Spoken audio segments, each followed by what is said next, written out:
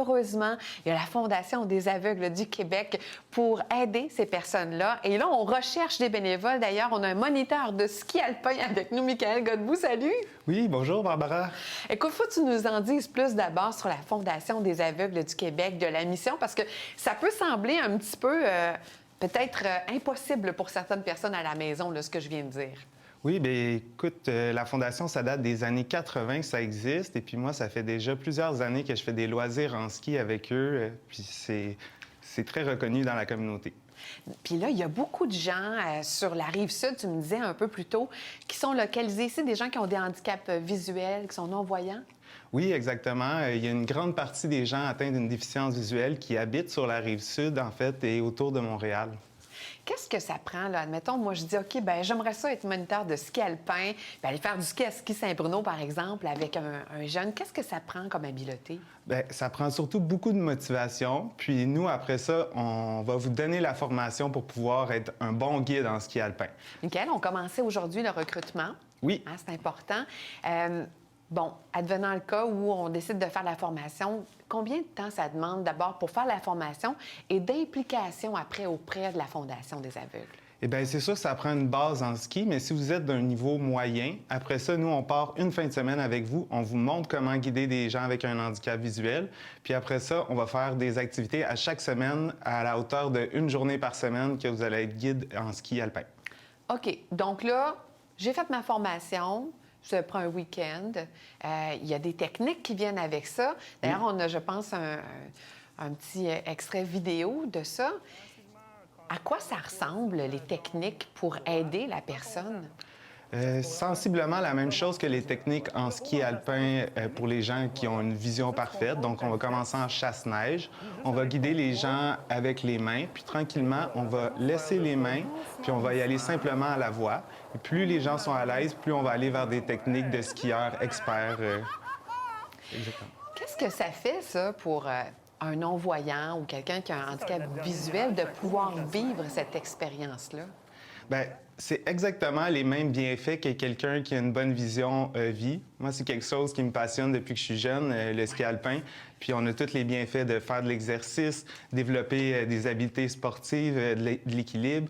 On se fait aussi beaucoup d'occasions de sociabiliser, donc on se fait des amis, on a du plaisir, on s'amuse. Ça brise l'isolement un peu, hein, parce que veut oui. pas, là. Pas facile. Puis j'imagine aussi que pour les parents, parce qu'il faut le dire, ça s'adresse surtout aux jeunes, je pense. Hein? Oui, surtout des jeunes entre 5 et 18 ans.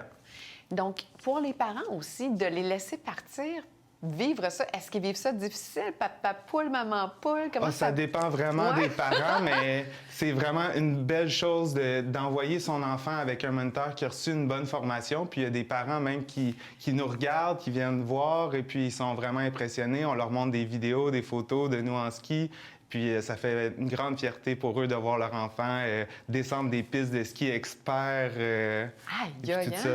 Puis les gens qui sont sur les pistes, parce que vous avez des dossards, vous vous identifiez évidemment parce que vous ne vous comportez pas comme les autres sur les pistes. Hein? Vous êtes là pour accompagner un non-voyant ou quelqu'un qui a un handicap. Comment ils réagissent, les gens? Ah, ils sont souvent extrêmement impressionnés, ils nous encouragent. Exactement ça. On reçoit des messages positifs d'encouragement tous les jours. Beaucoup d'enfants qui se demandent, qui posent des questions à leurs parents, puis qui vont venir entamer une discussion avec nous pendant qu'on est dans les chaises ou pendant qu'on est dans la file d'attente.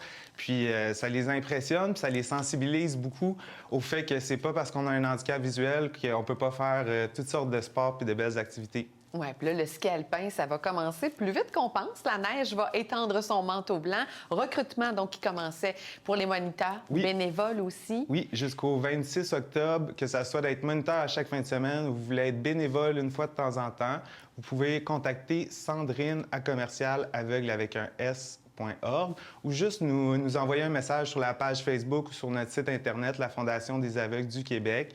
Puis, on va vous rediriger là, vers la bonne personne. Oui. Puis, si vous voulez vous inscrire en ski pour les jeunes, ça serait au début décembre. Et puis, la saison va commencer après les fêtes. Oui, puis tu sais, c'est vraiment, là, les gens de la Rive-Sud, là, on s'arrange, on va vous chercher, on fait des livres. En fait, c'est la Fondation des aveugles du Québec. Donc, ça, c'est pour toutes les personnes là, qui ont un Oui, handicap. puis on vient sur la Rive-Sud, on vient faire du ski à Saint-Bruno, on vient faire du ski à Bromont. Puis il y a la possibilité aussi d'emmener votre enfant à Montréal. Puis nous, on part de Montréal en autobus, puis on va aller faire plein de belles montagnes un peu partout aux alentours. Donc, si, admettons, je suis de la Rive-Sud, j'ai mon enfant, puis j'aimerais ça, lui, qu'il puisse vivre ça, ce beau moment-là, bien, c'est possible de le faire avec vous. Oui. Et puis, vous êtes à la recherche aussi de bénévoles, de gens sur la Rive-Sud. Alors, on vous contacte. Et puis, si vous avez manqué quelque chose, vous vous rendez sur tbrs.ca, puis vous aurez tous les détails. Merci beaucoup, Michael. Bonne saison. Bien, merci à toi, Barbara. À bientôt.